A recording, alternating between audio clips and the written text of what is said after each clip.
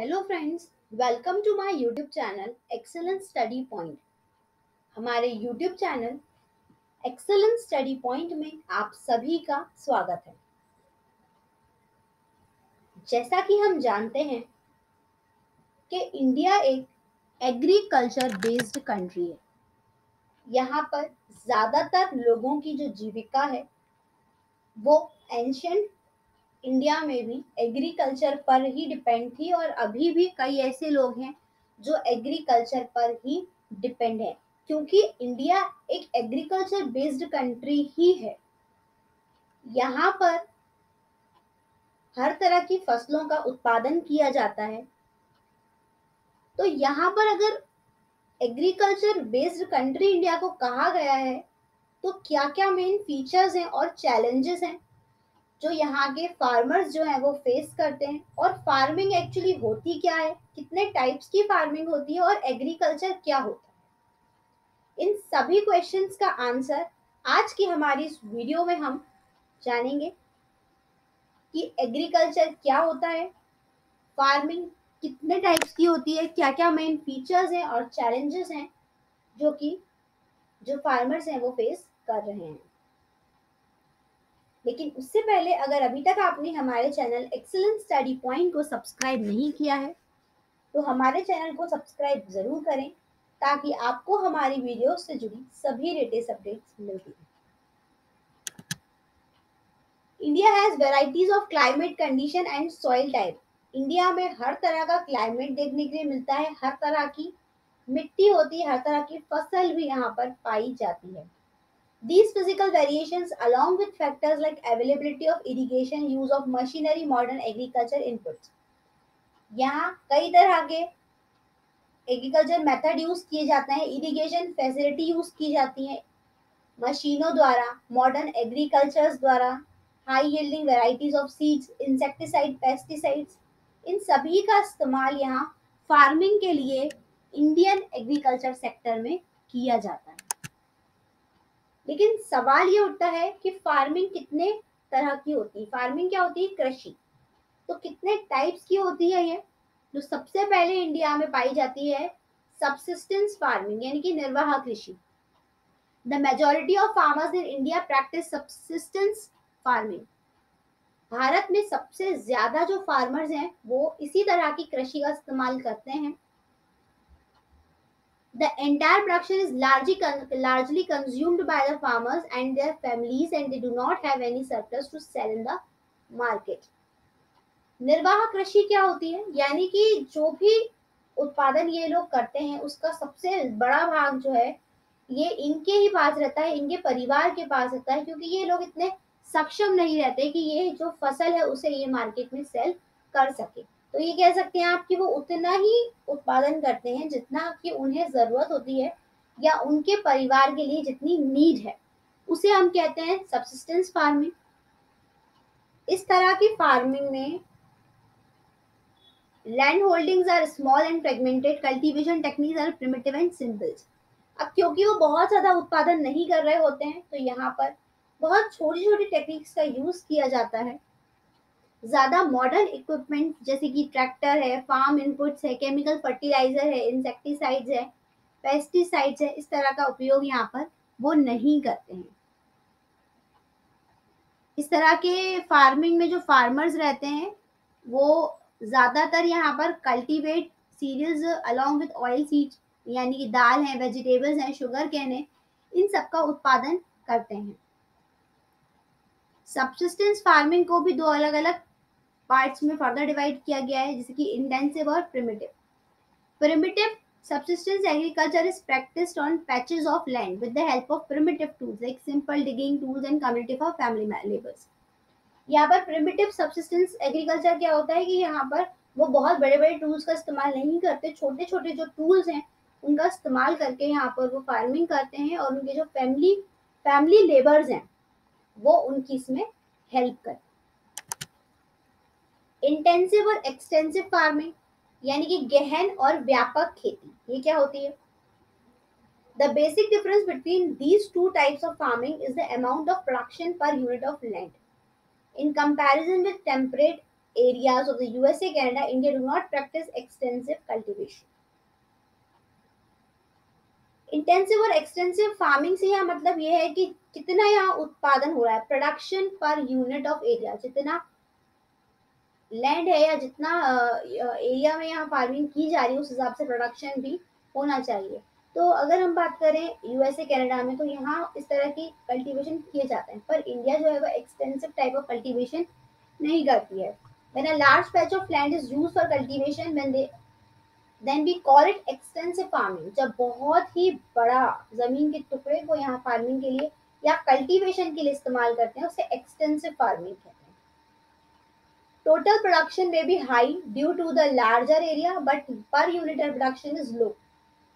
यहाँ पर total production तो बहुत ज्यादा हाई रहता है, पर यूनिट प्रोडक्शन की बात करें तो बहुत लो रहता है। पर यूनिट प्रोडक्शन मतलब जमीन के हिसाब से प्रोडक्शन, तो ये काफी कम होता है यहाँ पे।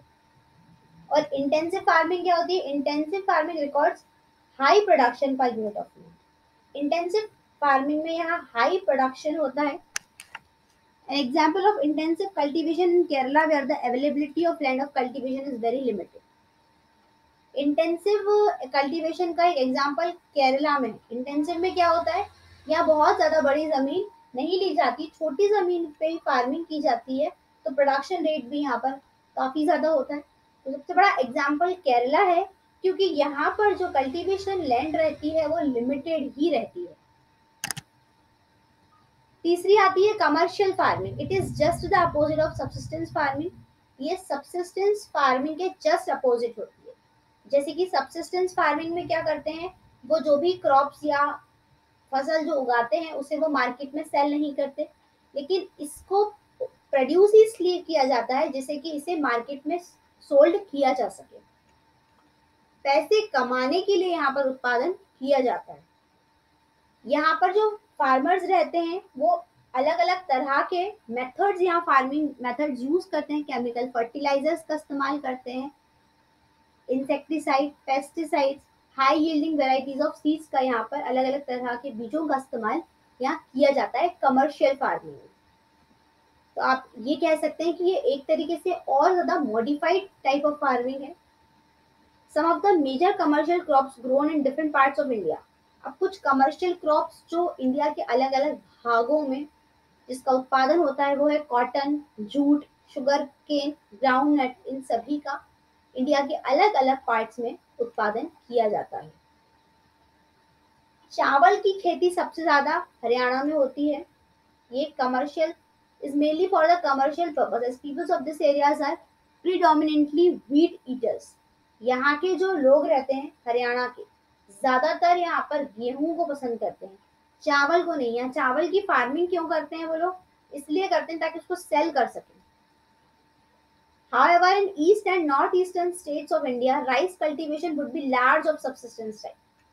वहीं ईस्ट और नॉर्थ ईस्ट की बात करें हम, तो इंडिया के ईस्ट और नॉर्थ ईस्टर्न स्टेट्स में यहाँ राइस का कल्टीवेशन बहुत ज्यादा किया जाता है, क्योंकि यहाँ के जो लोग रहते हैं वो ज्यादा राइस नहीं खाते।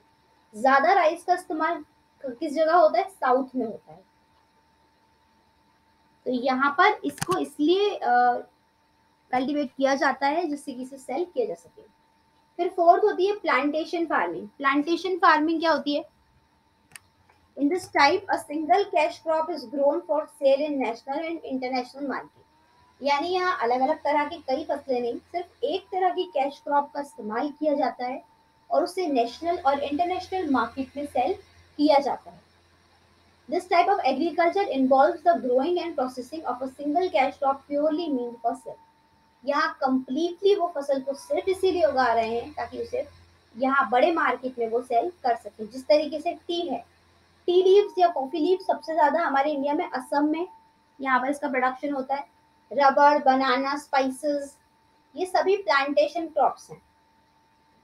इनका उत्पादन बड़े पैमाने पे किया जाता है इंडिया में, और 19th सेंचुरी में ब्रिटिशर्स द्वारा भी इसका कल्टीवेशन किया जाता था। फिफ्थ होती है मिक्स्ड फार्मिंग। मिक्स्ड फार्मिंग क्या होती है? When both raising crops and rearing animals are carried on simultaneously, it is called mixed farming. तो मिक्स्ड फार्मिंग किसे कहते हैं?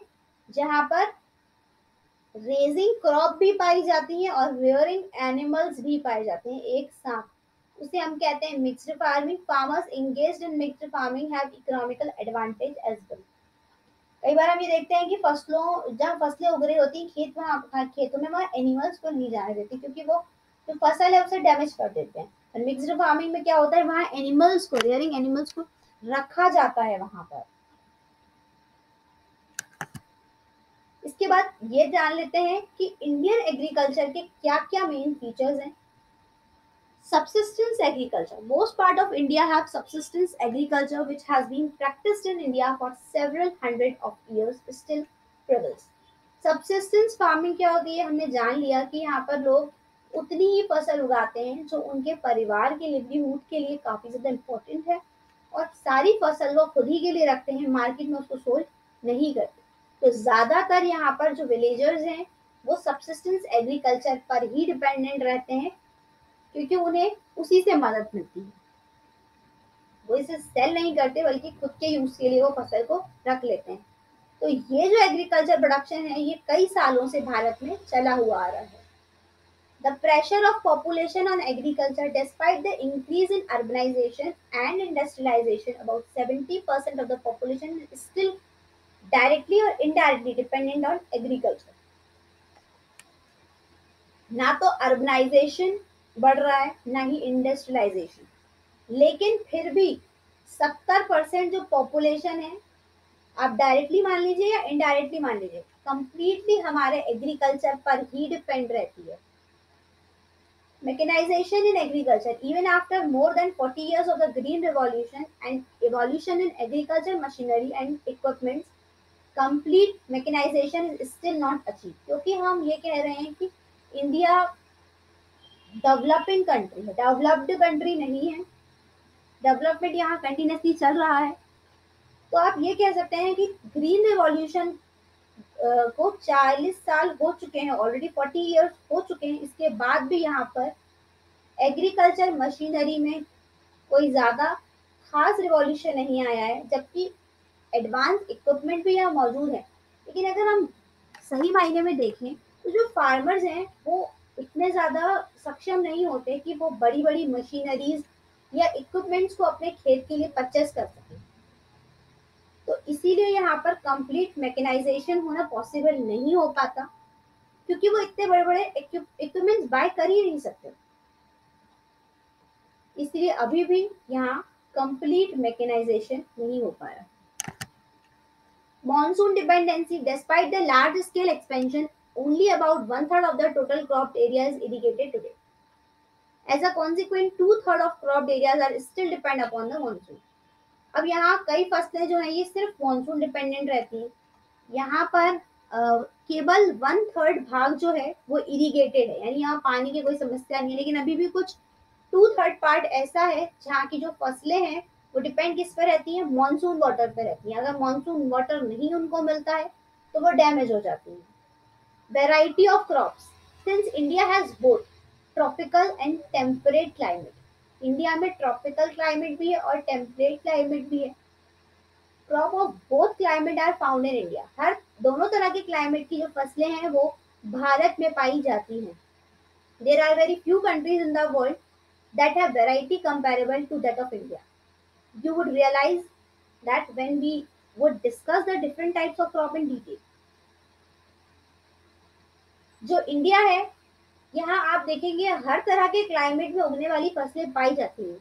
कुछ ही कंट्रीज ऐसी होंगी जो कि इंडिया की तरह वैरायटी ऑफ क्रॉप्स प्रोड्यूस करती होंगी अलग अलग क्लाइमेट में। इसीलिए इंडिया के एग्रीकल्चर में बहुत ज्यादा आगे है, क्योंकि यहाँ एग्रीकल्चर डेवलपमेंट तो है ही, इसके अलावा हर तरह के क्लाइमेट में भी इंडिया में यहाँ पर जो फसलें हैं वो उगाई जाती हैं।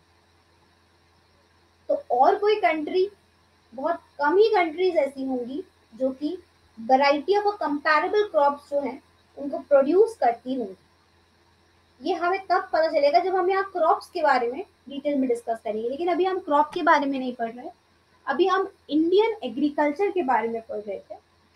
तो यहाँ एक फीचर ये भी है इसका कि यहाँ वैरायटी ऑफ क्रॉप्स होती हैं। दूसरा, the predominance of food crops, the production of food crop is the priority of the farmers almost everywhere in the country. पूरी कंट्री में फूड क्रॉप्स का प्रोडक्शन ये फार्मर्स की सबसे पहली प्रायोरिटी होती है। Seasonal pattern, India has 3 distinct agriculture cropping season. India में 3 अलग अलग क्रॉपिंग सीजन्स होते हैं, जैसे कि हमने कहा कि वो ट्रॉपिकल और टेम्परेट दोनों ही क्लाइमेट्स में क्रॉप प्रोडक्शन करती है। कौन कौन से 3 सीजन होते हैं? खारिफ, रबी एंड जैद। अब यहाँ पर हम उसको जो इन सीजन्स पे क्रॉप उगती है उन्हें क्या कहते हैं? खारिफ क्रॉप, रबी क्रॉप और जैद क्रॉप।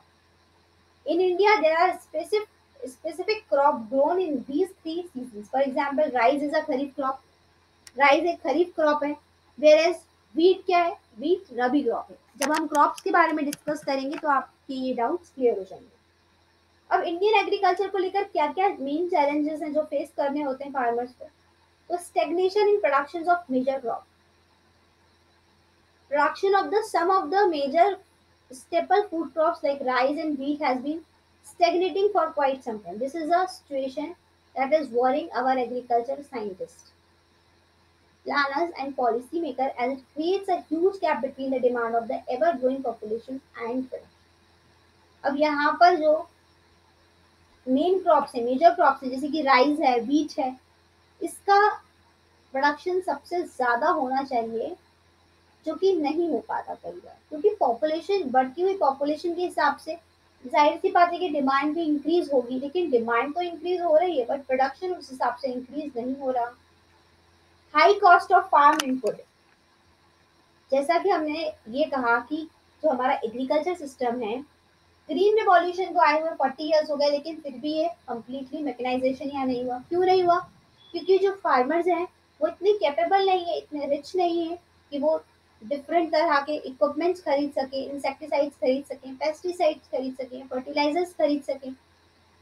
तो ये भी एक चैलेंज है इंडियन एग्रीकल्चर के लिए। इसके अलावा soil exhaustion, green revolution has played a positive role in reducing hunger in India, but has negative consequence also, one of which is soil exhaustion, which means the loss of nutrients in the soil from farming the same crop over and over again.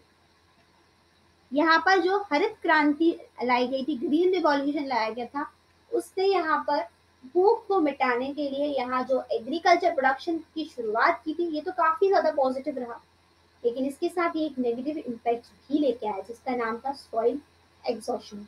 अब soil exhaustion क्या था? तो ये था कि भाई जब आप बार बार एक ही फसल को, farming the same crop over and over again, तो आप एक ही क्रॉप को बार बार उसी जमीन पर बार बार उसकी खेती करेंगे, तो जो मिट्टी रहती है उसमें से जितने भी न्यूट्रिएंट्स रहते हैं वो सभी कुछ लॉस हो जाते हैं। तो ये सॉइल एग्जॉशन एक प्रॉब्लम रहती है। Groundwater depletion. The second negative consequence of the green revolution is the depletion of the fresh groundwater. Most of the irrigation in dry areas of Punjab, Haryana, Western Uttar Pradesh was carried out by excessive use of groundwater. Today, fresh groundwater situation in these states is alarming. अब एक दूसरा negative consequence ये क्या है कि जो green revolution है उसने यहाँ पर फ्रेश ग्राउंड वाटर को भी डिप्लीट कर दिया है। यहाँ पर ग्राउंड वाटर पॉसिबल नहीं होता। जो सूखे एरिया है जैसे पंजाब, हरियाणा, यहाँ पर काफी ज्यादा सूखा रहता है, तो अब यहाँ फ्रेश ग्राउंड वाटर कहाँ से है? Global climate change, it has been predicted that climate change impact on Indian agriculture would be immense. कई बार जो क्लाइमेट चेंज होता है उसकी वजह से भी फसलों को नुकसान हो जाता है, जैसे कि साइक्लोन आ गए। अब ये तो अनप्रिडिक्टेबल है ना, इसे प्रिडिक्ट नहीं कर सकते हम। रेनफॉल है, अनप्रिडिक्टेबल रेनफॉल है, सी लेवल इंक्रीज हो गया कभी, या साइक्लोन आ गया, क्लाइमेट चेंज हो गया। तो इस वजह से ये जो ग्लोबल क्लाइमेट चेंज है ये भी हमारी फसलों को डैमेज करता है और नुकसान पहुंचाता है, और ये बहुत ही ज्यादा हानिकारक होता है फसलों के लिए। इसकी वजह से जो क्रॉप्स है वो डैमेज हो जाती है। Impact of globalization. All developing countries have been affected by globalization. The most evident effect is the reductions in farmers' income and the threat to the capabilities of cultivation in India. This is due to the rising input costs and falling output prices. अब यहाँ globalisation भी काफी effect कर रहा है। क्यों effect कर रहा है? क्योंकि यहाँ के जो फार्मर्स हैं उनकी इनकम काफी ज्यादा कम होती चली जा रही है। यहाँ पर इनपुट कॉस्ट तो बढ़ रही है, लेकिन जो आउटपुट प्राइस है वो रिड्यूस हो रहा है, तो ग्लोबलाइजेशन को भी काफी ज्यादा इफेक्ट कर रहा है। Providing food security, before the introduction of the green revolution in India we were not self sufficient in terms of food grain. जब हरित क्रांति नहीं आई थी उससे पहले हम फूड ग्रेन प्रोडक्शन में इतने सेल्फ सफिशिएंट नहीं थे, लेकिन जब हरित क्रांति लाई गई तब यहाँ प्रोडक्शन इंक्रीज हुआ था, ये बिल्कुल सही बात है। But last few decades agriculture is not growing with the increasing population, लेकिन अभी कुछ सालों से यहाँ पर जिस तरीके से पॉपुलेशन इंक्रीज हो रही है उस तरीके से एग्रीकल्चर सेक्टर हमारा ग्रो नहीं कर रहा। तो फूड सिक्योरिटी कैसे बढ़ेगी? Affordability, nutrition value. अब फूड कैसे अवेलेबल होगा इतना ज्यादा जबकि पॉपुलेशन तो इंक्रीज हो रही है, पर एग्रीकल्चर प्रोडक्शन हमारा वैसा का वैसा ही है जैसा पहले था, इंक्रीज हो ही नहीं रहा। Farmer suicides. The farmer suicides appear concentrated in regions of high commercialization of Indian agriculture and very high peasant staff. Cash crop farmers seem far more vulnerable than those growing food crops. अब यहाँ पर कई farmers जो हैं वो suicide भी commit कर लेते हैं। क्यों?